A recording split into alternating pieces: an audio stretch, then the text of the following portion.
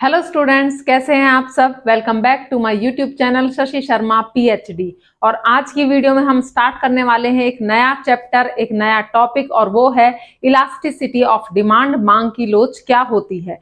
Basically आप 12th class में हैं तो आपको सिर्फ फोकस करना है कि मांग की कीमत लोच क्या होती है, प्राइस इलास्टिसिटी ऑफ डिमांड क्या होती है। लेकिन फिर भी हमें बेस पता होना चाहिए कि इलास्टिसिटी ऑफ डिमांड क्या होती है, मांग की लोच क्या होती है और उसके कौन कौन से टाइप्स होते हैं। ओके, तो चलिए समझते हैं मांग की लोच होती क्या है।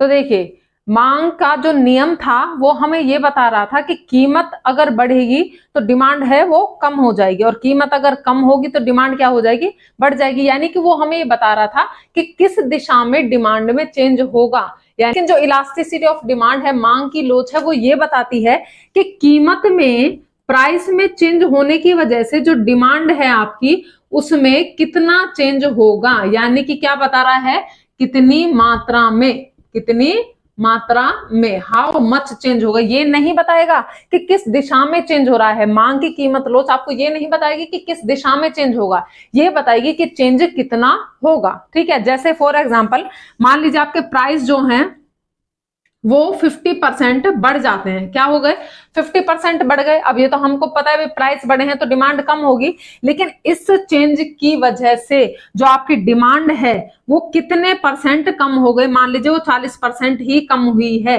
40% ही कम हुई है। तो जो इलास्टिसिटी ऑफ डिमांड है, मांग की जो लोच है, वो हमें ये बताएगी कि प्राइस में चेंज होने की वजह से, एक परसेंटेज प्राइस में चेंज हुआ है तो उसकी वजह से डिमांड में कितना चेंज होगा। ठीक है, हमें कौन बताएगी, मांग की लोच बताएगी कि एक फैक्टर में चेंज होने की वजह से दूसरे फैक्टर में कितना चेंज होगा, कितनी मात्रा में चेंज होगा। ठीक, इट मीन्स, इसका मतलब क्या है, मांग की लोच का क्या मतलब है, the extent to which the quantity demanded of a good change with change in its price. यानी कि प्राइस में चेंज होने की वजह से, प्राइस में चेंज हुआ है उसकी वजह से, ड्यू टू दैट चेंज, जो आपकी क्वांटिटी डिमांडेड है, मांगी गई मात्रा है, उसमें कितनी मात्रा में चेंज हुआ है। जो इसको मापता है, जो इसको मेजर करता है, उसे हम क्या कहते हैं, मांग की लोच कहते हैं, इलास्टिसिटी ऑफ डिमांड कहते हैं। तो दूसरे शब्दों में कहें तो इलास्टिसिटी ऑफ डिमांड, मांग की लोच, ये बताती है कि कीमत में चेंज होने की वजह से जो आपकी क्वांटिटी डिमांडेड है, मांगी गई मात्रा में कितना चेंज हुआ है, इसका क्या है, ये माप है। ओके, अब ये चेंज जरूरी नहीं है कि सिर्फ प्राइस की वजह से हो भाई, इनकम की वजह से, इनकम चेंज होने की वजह से भी तो आपकी क्वांटिटी डिमांडेड, मांगी गई मात्रा चेंज हो जाती है। या फिर रिलेटेड गुड जो होती हैं, जैसे प्रतिस्थापन वस्तुएं थी, पूरक थी, कॉम्प्लीमेंट्री गुड्स थी, उनके प्राइसेस चेंज होंगे तो भी आपकी क्या है, क्वांटिटी डिमांडेड चेंज हो जाती है। तो मांग की लोच, इलास्टिसिटी ऑफ डिमांड, ये बताती है कि किसी वस्तु की कीमत में चेंज होने की वजह से, या आय में चेंज होने की वजह से कंज्यूमर के, या फिर रिलेटेड गुड्स के प्राइस में चेंज होने की वजह से उस वस्तु की मांगी गई मात्रा में कितनी मात्रा में, कितने एक्सटेंड होगा, यानी कि कितनी मात्रा में उसमें चेंज होगा। इसको कौन मापता है, आपका इलास्टिसिटी ऑफ डिमांड, मांग की लोच इसको मापती है। क्योंकि हमने तीन चीजें ली हैं, प्राइस लिया है उस वस्तु का, इनकम ली है और रिलेटेड गुड के प्राइस लिए हैं। इसी हिसाब से हम इलास्टिसिटी ऑफ डिमांड को भी तीन भागों में बांटते हैं। पहला है प्राइस इलास्टिसिटी ऑफ डिमांड, मांग की कीमत लोच। मांग की कीमत लोच ये बताएगी, मान लीजिए हम चाय की बात कर रहे हैं तो चाय के प्राइसेस चेंज होने की वजह से चाय की जो मांगी गई मात्रा है उसमें कितना चेंज होगा, कितनी मात्रा में उसमें चेंज आएगा। अब घटने बढ़ने की बात तो बाद की है, वो तो बाद में देखेंगे। ऑब्वियसली प्राइस बढ़ेंगे तो डिमांड कम ही हो जाएगी, ये तो एक अंडरस्टैंडिंग सी बात है। लेकिन ये हमें क्या बताएगा, मांग की कीमत लोच, कि भाई कितना चेंज हुआ है। ठीक है, उसी तरीके से इनकम इलास्टिसिटी ऑफ डिमांड, मांग की आय लोच, कि कंज्यूमर की आय में चेंज होने की वजह से मांगी गई मात्रा में कितना चेंज होगा, कितनी मात्रा में वो घटेगी या कितनी मात्रा में वो बढ़ जाएगी। क्रॉस इलास्टिसिटी ऑफ डिमांड, मांग की आड़ी लोच। आड़ी लोच का मतलब है रिलेटेड गुड्स, कॉम्प्लीमेंट्री गुड्स, पूरक वस्तुएं, या सब्स्टिट्यूटेड गुड, प्रतिस्थापन वस्तुओं की कीमत में चेंज होने की वजह से किसी वस्तु की क्वांटिटी डिमांडेड, मांगी गई मात्रा में कितनी मात्रा में चेंज होगा, उसको जो मापेगा वो उसे हम क्या कहेंगे, क्रॉस इलास्टिसिटी ऑफ डिमांड कहेंगे। आप 12th क्लास में हैं तो 12th क्लास में सिर्फ और सिर्फ हम इस पर फोकस करेंगे, किस पर, प्राइस इलास्टिसिटी ऑफ डिमांड, मांग की कीमत लोच पर ही हम फोकस करेंगे। तो देखिए स्टूडेंट्स, तो प्राइस इलास्टिसिटी ऑफ डिमांड यही आपका मेन टॉपिक रहने वाला है 12th क्लास में। ठीक है, तो देखिए प्राइस इलास्टिसिटी ऑफ डिमांड, मांग की कीमत लोच होती क्या है। मान लीजिए आपके जो प्राइसेस हैं उसमें 50% चेंज हुआ है, यानी कि 50% जो प्राइस है आपके इंक्रीज हो गए हैं, बढ़ गए हैं, ठीक है। और उसकी वजह से जो डिमांड है ना वो 25% आपकी क्या हो गई है, डिक्रीज हो गई है, कम हो गई है, ठीक है।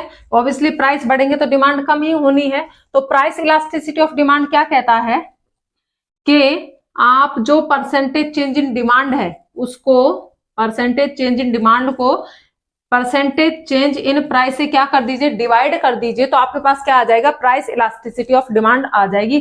जब आप इसे निकालोगे तो आप यहाँ पर एक माइनस का निशान जरूर लगाओगे, जो यहाँ पर लगा हुआ है। ये माइनस का निशान क्यों लगाते हैं, देखिए मान लीजिए आपकी जो क्वांटिटी है पहले वो 25 थी और अब वो घट करके 20 हो गई है, ठीक है। इसको हम Q मानते हैं और इसको Q1 मानते हैं। जब आप इनमें डिफरेंस निकालोगे, ठीक है, तो कैसे निकालोगे, Q1 माइनस Q, और Q1 क्या है आपका 20 माइनस 25, यानी आंसर आएगा -5, यानी कि या तो आपके प्राइस माइनस में आएंगे या आपका जो डिमांड है वो माइनस में आएगा, इनमें से एक आपका माइनस में आएगा। और उस माइनस को हटाने के लिए हम यहाँ पे क्या लगाते हैं, माइनस लगाते हैं, माइनस से माइनस कैंसिल हो जाएगा, तो आंसर आपका किस में आएगा, पॉजिटिव में आएगा। तो ठीक है, तो इसको काट देते हैं, तो क्या आ गई आपकी 1/2 आपका क्या आया, प्राइस इलास्टिसिटी ऑफ डिमांड आया, ठीक है। प्राइस इलास्टिसिटी ऑफ डिमांड की 5 डिग्रीज हैं जो हम आगे समझेंगे, उससे आपको पता चलेगा कि 1/2 का क्या मतलब है, कि मांग की कीमत लोच कितनी है, इकाई के बराबर है, इकाई से कम है या इकाई से अधिक है, ठीक है। वो नेक्स्ट टॉपिक में समझेंगे। अभी बस इतना समझ लीजिए कि प्राइस इलास्टिसिटी ऑफ डिमांड, मांग की कीमत लोच को निकालने के लिए परसेंटेज चेंज इन डिमांड को परसेंटेज चेंज इन प्राइस से क्या कर देते हैं, डिवाइड कर देते हैं, और यहाँ पर क्या लगाएंगे, हम माइनस का निशान लगाएंगे। ओके, तो देखिए इस percentage change in demand divided by percentage change in price, वही लिखा हुआ है। इट टेल्स अस, ये हमें क्या बताता है, परसेंटेज राइज इन डिमांड, के डिमांड में जो परसेंटेज राइज होगा वो किसकी वजह से होगा, due to percentage fall in price, यानी कि प्राइस में एक परसेंटेज फॉल होने से डिमांड में कितने परसेंट का राइज होगा या डिमांड कितने परसेंट बढ़ जाएगी। इसके अपोजिट में अगर percentage fall in demand due to percentage rise in price, के प्राइस में परसेंटेज राइज यानी बढ़ने की वजह से कीमतों के कितने परसेंट का आपका डिमांड कम हो जाएगा, ठीक है।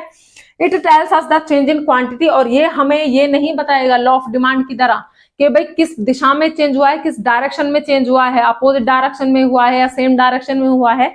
ये हमें ये बताएगा कि कितने परसेंटेज का चेंज हुआ है, कितनी मात्रा में चेंज हुआ है, ज्यादा चेंज हुआ है, प्राइस में जितना चेंज हुआ है उससे ज्यादा चेंज हुआ है या उससे कम चेंज हुआ है। ओके, क्लियर है ये topic price elasticity of demand. Next video में हम समझेंगे कि इसकी 5 डिग्रीज है, वो डिग्रीज कौन कौन सी हैं, ठीक है।